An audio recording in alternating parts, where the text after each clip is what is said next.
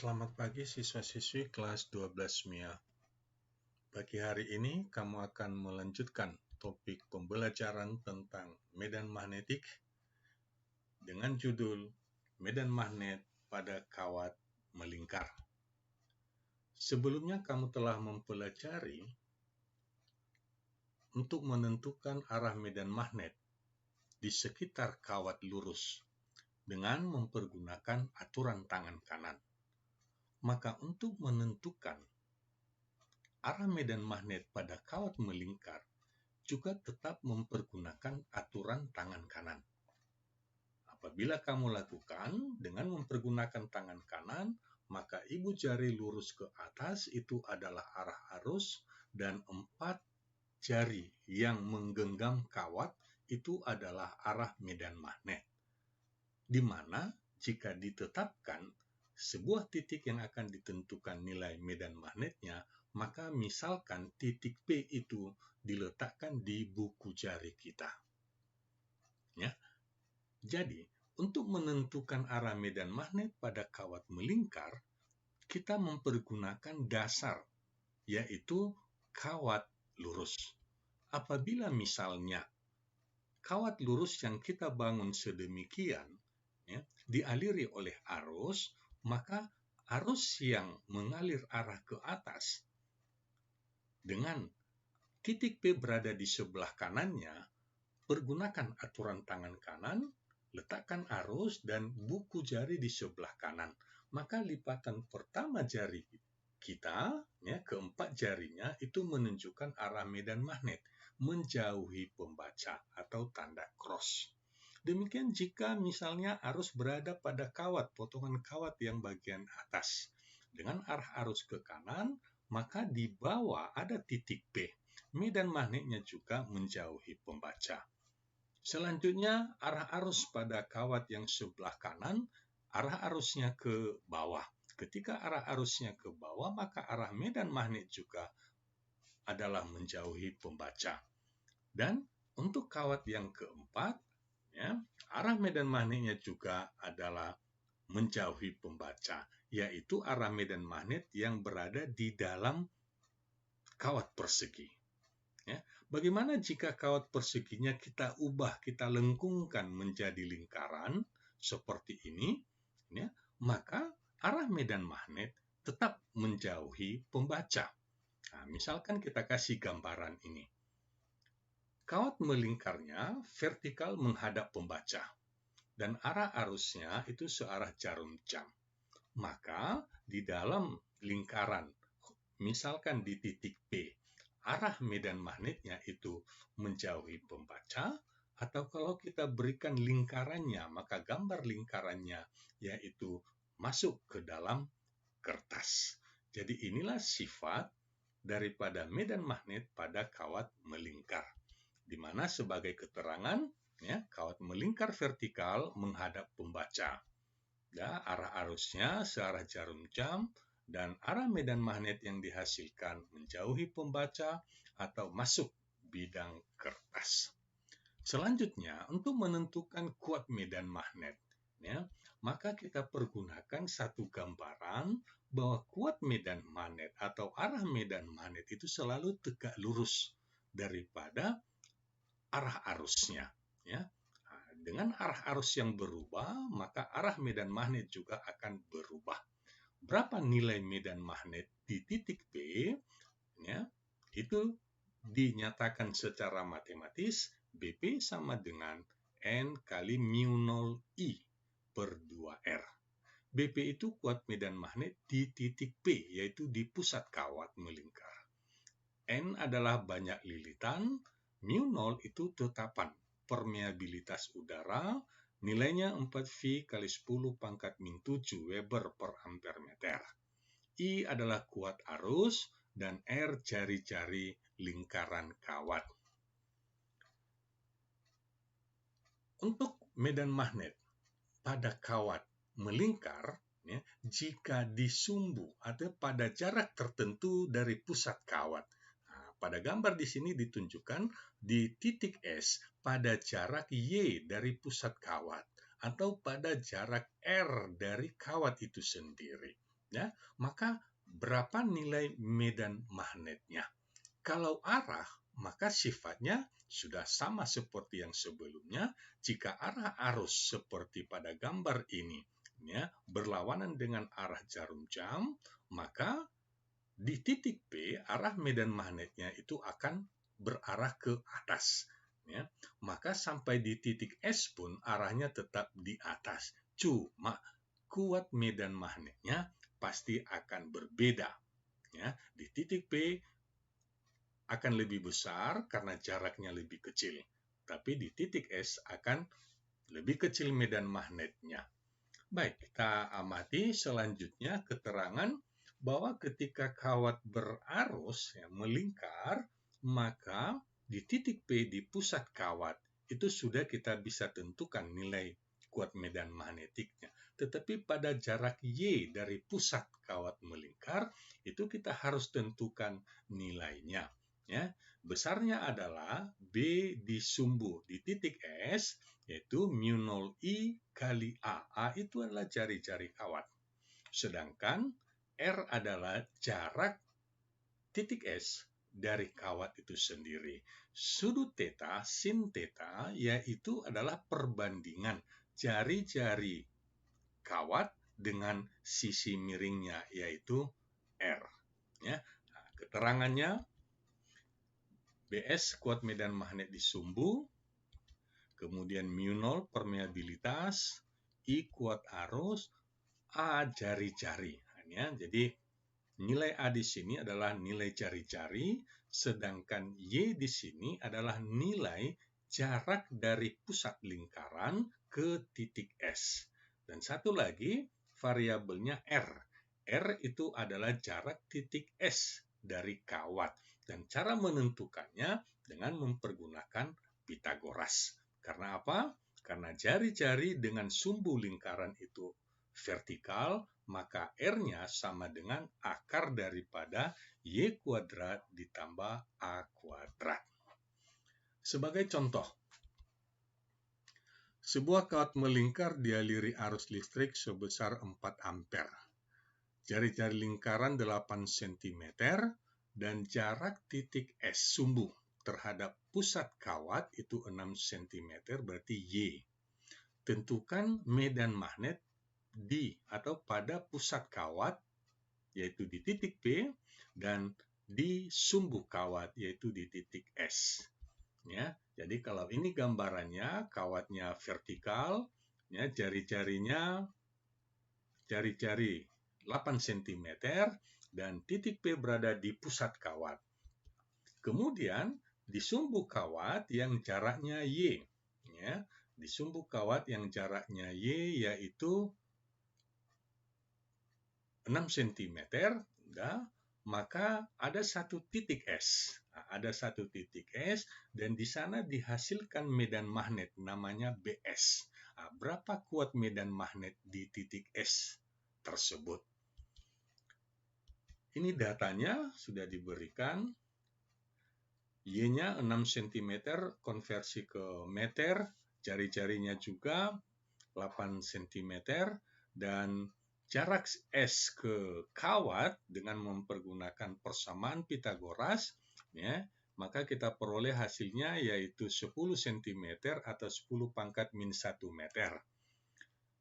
Kemudian kemiringan, ya, sudut yang dihasilkan oleh sumbu titik S tersebut terhadap kawat yaitu A per R atau 0,8.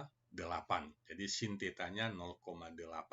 Ditanyakan kuat medan magnet di pusat kawat yaitu di P dan di sumbu kawat yaitu di S. Dengan mempergunakan persamaan yang sudah kita pelajari tadi, ya, maka kita dapatkan nilainya. Di mana N di sini tidak diberitahu berapa lilitan, anggap 1 lilitan, ya, maka kita peroleh nilainya 8V kali 10 pangkat min 6. Sedangkan di sumbu, ya, dengan cara memasukkan nilai data yang sudah ada, mu0, I, A-nya, ya, I-nya 4 ampere, A-nya 8 cm atau 8 kali 10 pangkat min 2, sedangkan jarak S ke kawat itu R kuadrat, itu kita kuadratkan 10 pangkat min 1. Kemudian sin theta sudah dihitung sebelumnya 0,8. Maka hasilnya secara matematis yaitu 6,4 V kali 10 pangkat min 6. Apa yang kita dapatkan di sini? Bahwa di pusat kawat melingkar di titik P, kuat medan magnetnya adalah 8 V. Sedangkan di sumbu, yaitu BS, yang jaraknya 6 cm, maka kuat medan magnetnya turun menjadi 6,4 V kali 10 pangkat min 6 kali 10 pangkat min 6. Jadi terjadi penurunan kuat medan magnet ketika sebuah titik semakin jauh dari pusat lingkarannya. Contoh yang kedua, diberikan ada dua utas kawat dialiri arus yang berbeda dan kawatnya juga jari-jarinya berbeda. Perhatikan gambar dua utas kawat berbentuk setengah lingkaran. Dialiri arus I1 5 ampere, berarti yang bagian atas, dan I2 10 ampere, berarti yang bagian bawah. Jari-jari kawat R1 10 cm yang lebih besar yang di atas, dan kawat R2 4 cm yang di bawah. Hitung resultan medan magnet di titik P.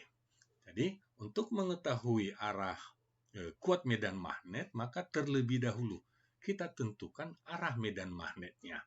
Ya. Misalkan pada kawat R1 yang di atas, ya, setengah lingkaran yang di atas, arah medan magnetnya masuk pada bidang kertas atau menjauhi pembaca. Jadi kalau kita genggam kawat I1 itu, ya, dengan catatan arah arusnya atau ibu jari ke kanan, maka terjadi perputaran daripada jari kita, yaitu menuju ke pembaca. Jadi masuk bidang. Nah, kita perhatikan, nah ini gambarannya, ya, ketika masuk bidang, ya, kembali, berarti ini akan keluar dengan tanda cross. Ya. Jadi perhatikan, ini putaran jarinya, ini masuk, keluar, ya, meninggal atau namanya melingkari kawat. Ini juga demikian, ini demikian. Jadi kesimpulannya simbolnya yaitu tanda cross. Nah, sekarang yang kedua. Jika setengah lingkaran kawat I2, arah medan magnetnya dengan arah arus juga ke kanannya, medan magnetnya keluar dari bidang kertas atau menuju pembaca, mendekati pembaca, seperti ini. Jadi arah lingkarannya, ya, mendekati pembaca. Maka apa yang kita lihat di sini? Medan magnet yang dihasilkan kawat I1 menjauhi pembaca, medan magnet yang dihasilkan kawat I2 menuju pembaca. Berarti arah medan magnetnya berlawanan, sehingga nanti resultannya itu dikurangkan. Baik, kita coba masukkan angkanya untuk R1, ya, BP1. Setengah lingkaran, karena hanya setengah lingkaran, maka persamaannya setengah dari total, yaitu setengah mu0I per 2R. Maka kuat medan magnetnya di sana 0,5 V kali 10 pangkat min 5 Tesla. Sedangkan di pusat lingkaran untuk kawat 2, ya, dengan cara yang sama juga, karena setengah lingkaran kita kalikan setengah. Ya. Maka hasilnya 2,5 V kali 10 pangkat min 5. Artinya begini, bahwa medan magnet, ya, yang dihasilkan oleh kawat I1 ini yang warna merah, nilainya 0,5 menjauhi pembaca. Sedangkan yang dihasilkan oleh warna biru yaitu kawat I2, nilainya 2,5 yaitu menuju pembaca. Menuju pembaca 2,5, menjauhi pembaca 0,5, maka total kuat medan magnetnya, ya, total kuat medan magnetnya kita selisihkan, ya, kita kurangkan menjadi 2,5 dikurang 0,5 yaitu 2V kali 10 pangkat min 5. Artinya bahwa medan magnet yang dihasilkan di pusat kawat melingkar ini, setengah lingkaran ini, dua kawat setengah lingkaran, arahnya adalah menuju pembaca sebesar 2V kali 10 pangkat min 5. Yang ketiga, contoh yang terakhir. Ya, ada dua kawat vertikal, ya, kawat P dialiri arus IP dan kawat S dialiri arus IS. Kedua kawat berjarak 8 cm. Dua buah kawat melingkar identik berjari-jari 6 cm. Jari-jarinya 6 cm, berarti sama jari-jarinya.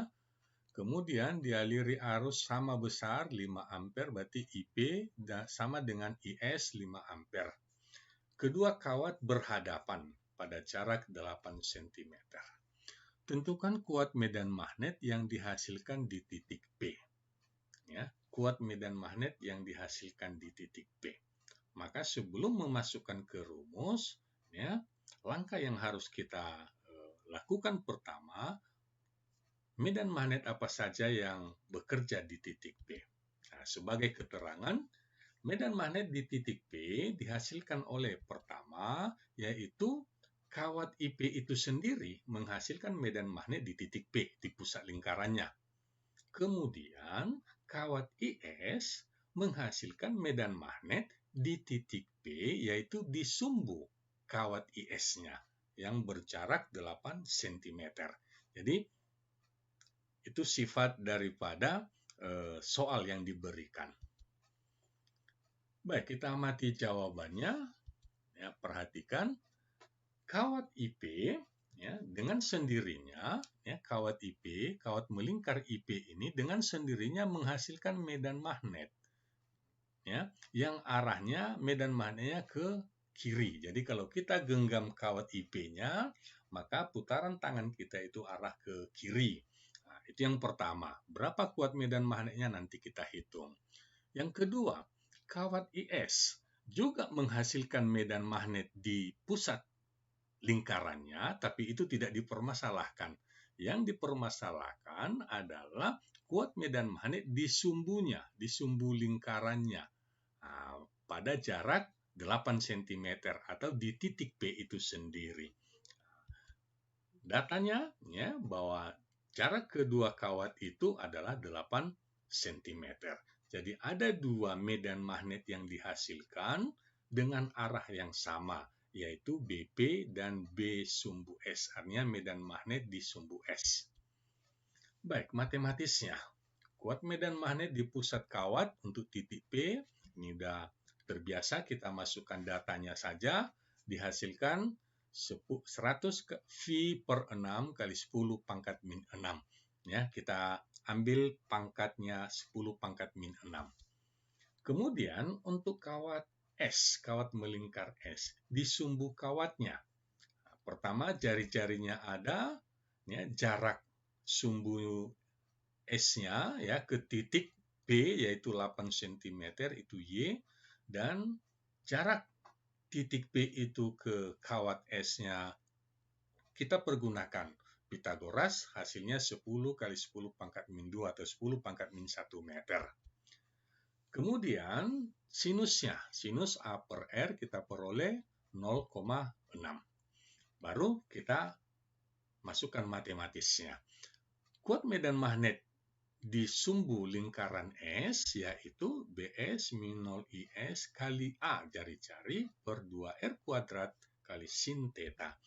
Kita masukkan angkanya, maka kita peroleh kuat medan magnetnya yaitu 18 per 5V kali 10 pangkat min 6. Ya, jadi di titik P ada BP sebesar 100V per 6. Di titik P juga ada BS sebesar 8 per 5V. Arahnya sama, berarti di titik P total kuat medan magnetnya itu dijumlahkan. BP tambah BS.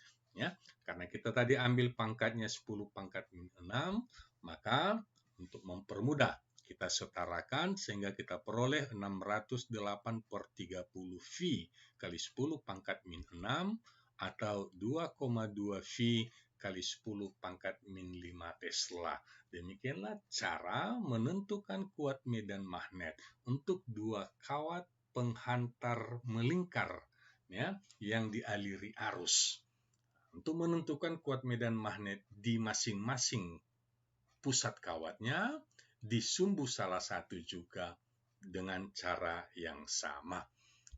Demikian pembelajaran kita pagi hari ini khusus untuk medan magnet pada kawat melingkar.